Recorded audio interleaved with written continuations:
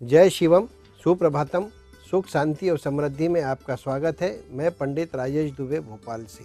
आज हम चर्चा करेंगे विशेष रूप से बुध ग्रह को लेकर। बुध ग्रह ज्योतिषिक आधार पर यदि अध्ययन किया जाता है तो इसे राजकुमार का दर्जा प्राप्त है। इसे राजा का पुत्र माना जाता है और यह राजकुमार होता है, अर्थात इसे कुमार योग की प्राप्ति है। बुध ग्रह विशेष रूप से देखा जाए तो प्रकृति का संकेत करता है, प्रकृति का जो है नेतृत्व करता है और कुल मिलाकर आपके शरीर के अंदर जो प्राकृतिक भाव है उसकी अभिव्यक्ति करने का यह कारण होता है। कहा जाता है कि यह मिश्रित फल देने वाला ग्रह है और ग्रहों की श्रृंखला में इसे कुछ स्थानों पर पाप ग्रह कहा गया है। इस ग्रह की उत्पत्ति को लेकर बड़ी विसंगतियां हैं। अनेकों प्रकार की कुछ बातें की जाती है जो बड़ी ही सुनने में ठीक नहीं होती है। बुध ग्रह मनुष्य के जीवन में अनेकों प्रकार के फल को देने वाला माना जाता है और यह जो मनुष्य के जो वाणी है उससे फल को देता है।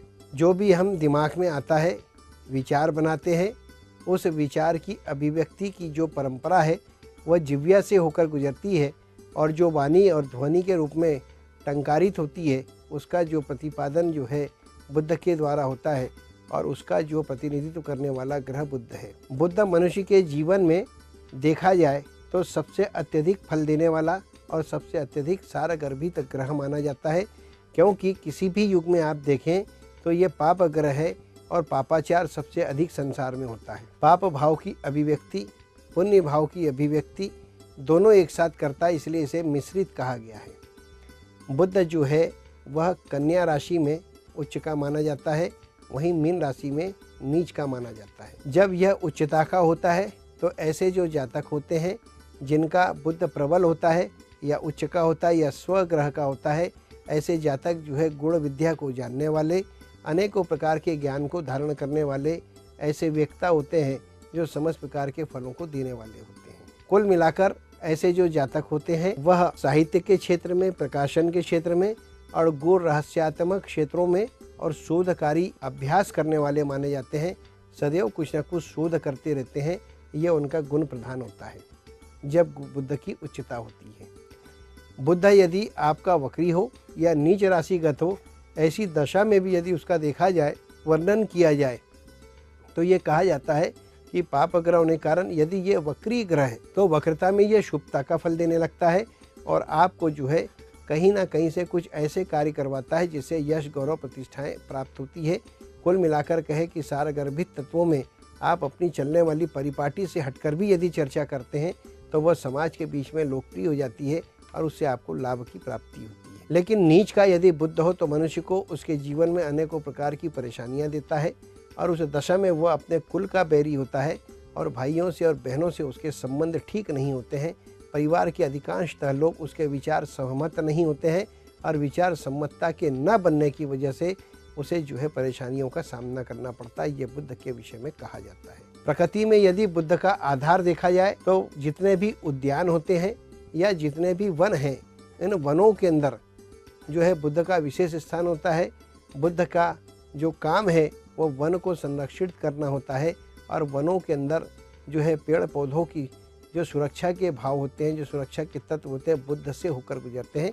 और जितना बुध जिस क्षेत्र में मजबूत होता है वहाँ पर वन अंचल उतने ही अत्यधिक प्रबुद्ध होते हैं और सामर्थ्यवान वन होने से और समृद्ध वन होने से मनुष्य को अनेकों प्रकार के फल प्राप्त होते हैं। अनेकों प्रकार के जो है उत्पादन जो वन से संबंधित होते हैं वह प्राप्त होते हैं। औषधि तत्व भी प्राप्त होते हैं। बुध जो है मनुष्य के जीवन में शिक्षा को लेकर विशेष स्थान रखता है कि आप जो शिक्षा प्राप्त करते हैं उसमें बुध का विशेष स्थान होता है। यदि चंद्रमा के साथ में बुध पंचम भाव पर बैठ जावे या सूर्य के साथ बुध पंचम भाव में बैठ जाए तो ऐसे जो जातक होते हैं उनको अपने जीवन में इस युतियों के कारण अनेकों कड़ी चुनौतियों का सामना करते हुए अनुभव और अनुभव से लाभ की प्राप्ति होती है। अंततः जो वो एक उच्च शिक्षा को प्राप्त करते हैं। ज्ञान और शिक्षा यदि इन दो बातों के आधार पर देखा जाए तो बुध की स्थिति ठीक ना हो और सूर्य और चंद्र के साथ अवस्थित हो तो भी जो ऐसे जातक होते हैं वह आम जन से हटकर होते हैं और कुछ विशेषता लिए हुए होते हैं, क्योंकि बुद्ध के कारण उन्हें ज्ञान अनुभव के आधार पर प्राप्त होता है और अनुभव के कारण वह जो है सर्वविधा, सर्वविद्या और सर्ववाक्य संपन्न होते हैं। और ऐसे जो जातक होते हैं, यदि यह माता सरस्वती का निरंतर पूजन कर लें तो ये वाक सिद्धि को प्राप्त करते हैं और वाक पटुता के धनी बन जाते हैं। कुल मिलाकर इनका जो कार्य करने का क्षेत्र होता है वो सार्वजनिक क्षेत्र पर अधिक काम करना पसंद करते हैं और सार्वजनिक क्षेत्र में जितना अत्यधिक कार्य बल ये इनका होता है उतना ही इन्हें फल की प्राप्तियां भी होती है। बुद्ध शरीर के अंदर वायु का कारक होता है। आपके शरीर में जो 5 प्रकार की वायु बताई गई है उसमें प्राण वायु, अपान वायु का जो संतुलन है उसका जो मुख्य बुद्ध कारक होता है और वायु का निर्धारण करता है, संतुलन करता है। अनेकों प्रकार से बुद्ध के हमें फल प्राप्त होते हैं। बुद्ध जहाँ प्राकृतिक अंचल को समृद्ध बनाता है, संपन्नता देता है, वहीं पर हमारी वैचारिक शक्ति को संपुष्टता देने वाला और उसकी प्रकाशना करने वाला ग्रह माना जाता है। कुल मिलाकर यदि यह कहा जाए कि बुद्ध यदि इस ग्रह की विवेचना की जाए और यदि यह वक्री हो और वक्री होने की दशा में यदि आपका विदेश गमन हो जाता है तो यह बुद्ध आपको अत्यधिक फल देने वाला होता है। विदेश गमन के दौरान अनेकों प्रकार के लाभ देता है। कहा जाता है कि वायु मार्ग से की गई यात्रा आपको अनेकों लाभ देने वाली होती है। जब बुद्ध की स्थिति वक्रता में हो तब इसका आपको फल प्राप्त होता है। अधिकांशतः कुंडलियों का जब हम शोधन करते हैं तो सामने एक बात आती है कि बुद्ध प्रकाशना का विषय माना गया है, प्रकाशना का ग्रह है। बुद्ध की महादशा आपके जीवन में दीर्घकाल तक चलती है और दीर्घकाल में जब बुद्ध की महादशा चलती है तो उस महाकाल के दशा के कालांतर में आपकी प्रकाशना होती है, नाम रोशन होता है, अनेकों स्थानों पर आपके किए कृत्यों की चर्चा होती है। लेकिन ध्यान रखें कि वहाँ पर अभिमान करने से आपको नुकसान भी होता है।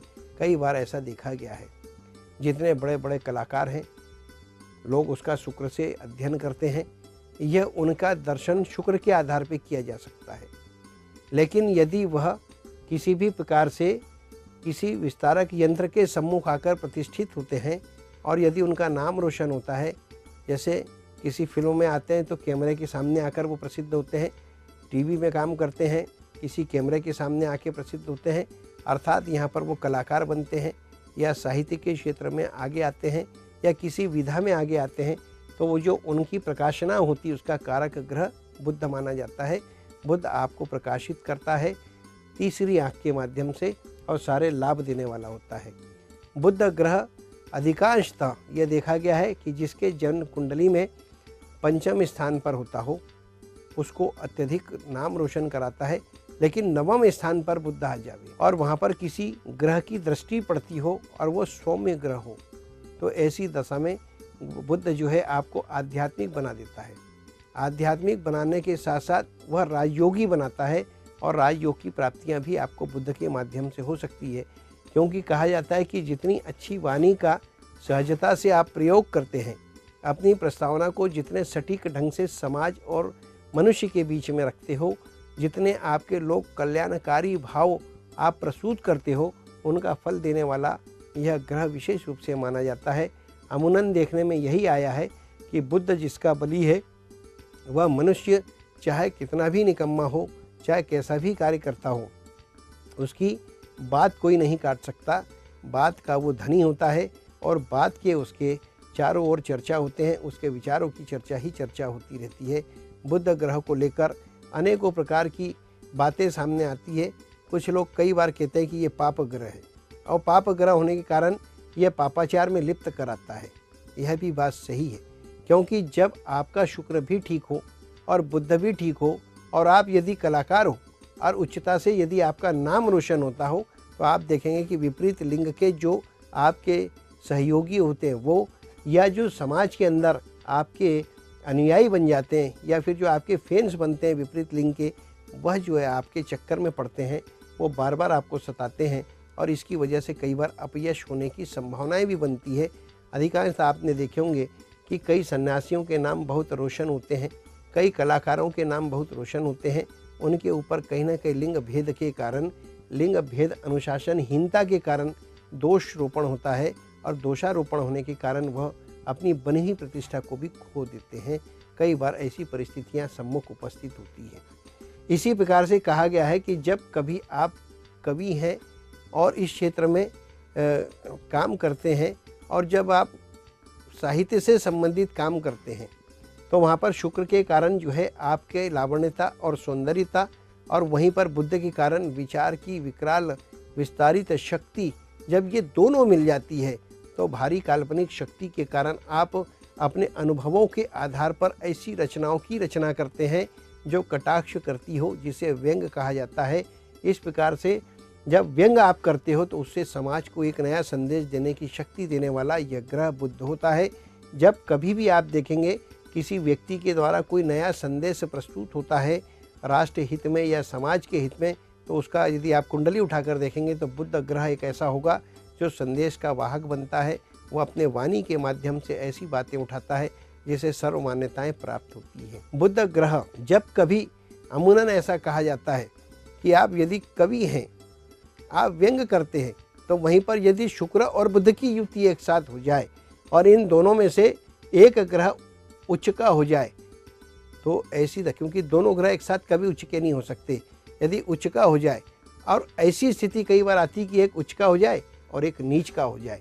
यदि ऐसी परिस्थिति हो जाए कि शुक्र उच्च का हो, बुध नीच का हो, या बुध उच्च का हो, शुक्र नीच का हो, तो ऐसी दशा में जब आप श्रृंगार रस की कविताएं बनाते हैं या श्रृंगार रस की रचना करते हैं तो उस दशा में आप मर्यादाओं को लांघ जाते हैं और उसके कारण कई बार प्रताड़ना का कारण भी बन सकता है और उसमें आपके सामने कुछ ऐसी स्थितियां आती है जो आपको कहीं ना कहीं से नीचा दिखा सकती है। लेकिन यदि एक उच्च का है और एक नीच का है, उनकी समानता पर यदि हम जाएं तो यह जो है आपको अपने विचार शक्ति से लाभ देने वाले भी होते हैं। यदि आप साहित्य की रचना करते हो, वहाँ पर यदि आप व्यंग्यकार हो तो आपको अत्यधिक लाभ देने वाला होता है। लेकिन यदि कलाकार हैं तो वहाँ पर कुछ परेशानियाँ जरूर वो पैदा करता है। बुध का जितना अध्ययन किया जाए है, बुध का विशेष रूप से सार्वजनिक क्षेत्रों पर प्रभाव पड़ने वाला है। ऐसा ग्रह है ये जिसका सार्वजनिक क्षेत्र में जो आप कृत्य करते हैं, कर्म करते हैं, उसका फल देता है। जैसे सूर्य से व्यक्तिगत आपके यश गौरव छवि बनती है, वैसे ही बुध से आपका मान अपमान सामाजिक क्षेत्र में, राष्ट्र के क्षेत्र में उत्पन्न होता है और वो फल देने वाला होता है।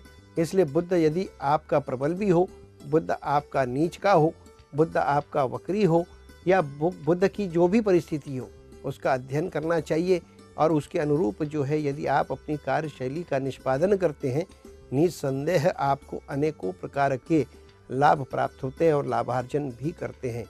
कुल मिलाकर ये देखने में आया है कि बुध जो है वह नेतृत्व करने का अग्रणी क्षमता रखने वाला ग्रह होता है। लेकिन यहाँ पर आप ध्यान रखें कि बुध यदि गुरु के साथ में कई स्थिति में आ जाए तो ऐसी दशा थोड़ा कष्ट देती है और यह आपको उठने नहीं देती है, कठोर संघर्ष कराती है और कड़ी चुनौतियाँ कराती है।